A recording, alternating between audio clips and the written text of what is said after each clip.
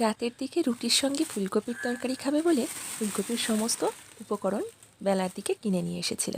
এখানে দেখো এর মধ্যে রয়েছে ফুলকপি, টমেটো আর ধনেপাতা। তো এইগুলো এখন চলো তাহলে চটপট কেটে নেওয়া যাক।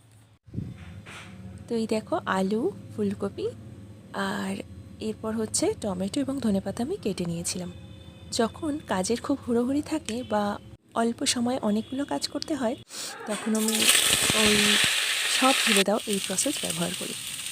আর এর মানে হচ্ছে সমস্ত কিছু সবজি প্রায় একসাথে নাড়াচাড়া করে নিই বা ভেজে নিই। আলাদা আলাদা করে ভাজার অনেক সময় হয়তো সময় থাকে না, কারণ খুব কম সময়ে অনেক কিছু রান্না তৈরি করে নিতে হয়। তাই আমি সমস্ত কিছু একসঙ্গে ঢেলে দিই। এটা হচ্ছে শর্টকাট প্রসেস। তার মানে এই নয় যে রান্নাটা খেতে খারাপ হয় বা জিনিসগুলো ভাজা হয় না। তো তোমরা এই রান্নাটা দেখলেই বুঝতে পারবে।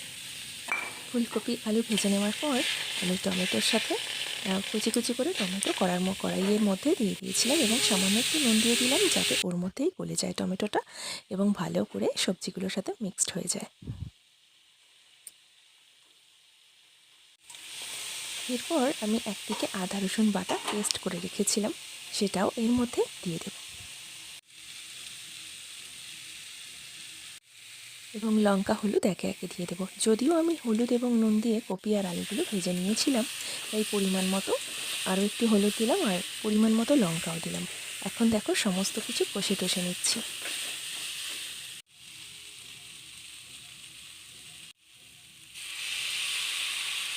এরপর সামান্য একটু জল দিয়ে দেবো।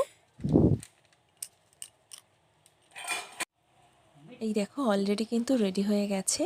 আর তোমরা বলো তো আমি এর মধ্যে কী মশলা ব্যবহার করেছি।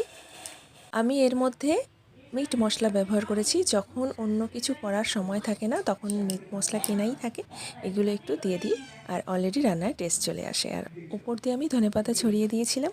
দেখতেই পাচ্ছ একদম রেডি হয়ে গেছে আর কালারটাও কিন্তু বেশ এসছে।